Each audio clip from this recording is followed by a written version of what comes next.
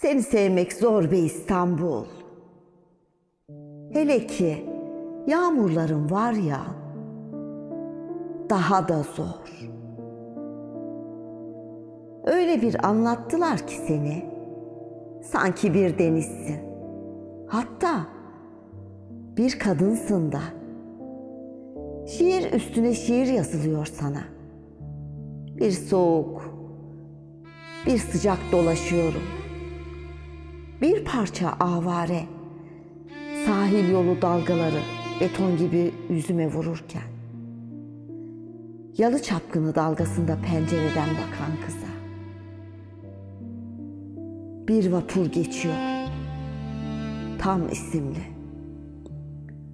Sanki 2 kez aşık olmuşçasına. Bir sana, bir de üstündeki denize. Yalıdan bir el uzanırken köpüren dalgalara, seni sevmek zor be İstanbul. Seni sevmek zor.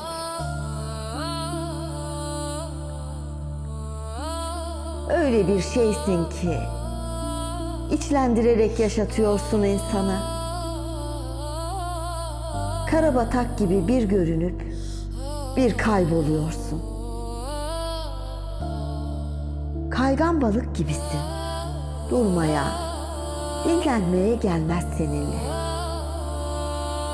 Hem şifa hem dert olurken seslendik sana.